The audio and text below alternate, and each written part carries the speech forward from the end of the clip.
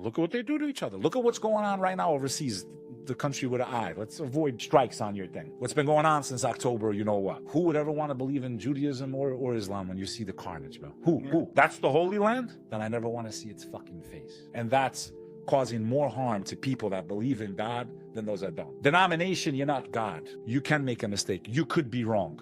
I could be wrong. I got to face God for that. You're going to face God for that if God exists. I know he exists, in my opinion, in my heart. There's too much evidence to prove that he is, scientifically, that he exists. But who am I to judge you, to be the judge, jury, and executioner? People saying good. I read comments and people watching videos of airstrikes and going good to that's what your God teaches you? That's what your God teaches you? You call yourself a Muslim or a Jew or a Christian? No, that's not what God taught any of those religions. But the 10 Commandments, brother, before Jesus, before Muhammad, thou shalt not. I agree with you, Beck.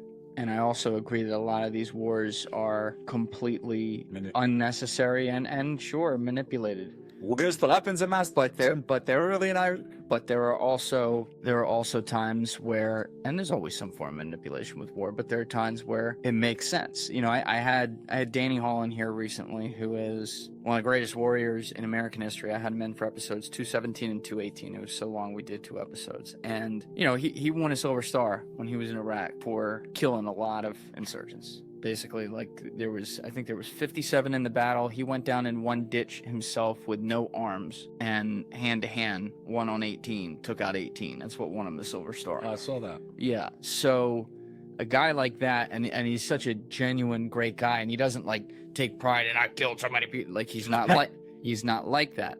But there is, if you ask him, he'll tell you, on that field that day, there was good and there was bad. And he had absolutely no question about where the good was, and it was on his side. So my question is, because we also talked about this with him, is do you think that war, though, is something that is can realistically be expected to be eliminated from humanity when in fact humanity is so fucking flawed, regardless of whether or not they fight it over religion or not? War will be to the end of time. Yeah. Until Jesus Christ returns, both in the Muslim and Christian faith, they believe that's the only time there will be a golden age.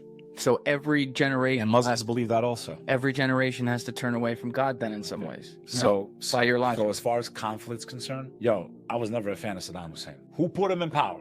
That's all I want to say. Who put him in power? Who gave him the money for all those arms when he was fighting who? Iran. Rumsfeld, like they're shaking his hand. I mean, come on. Who put all these leaders in the Middle East in power after the caliphate fell in 1912, 1910 or whatever? Britain and France. Okay, when the Ottoman Empire. Who created the problem that we have right now in the Middle East? You gave one people their rights and their land. You left the other people that were living there, regardless who had it first. They're there, they're living.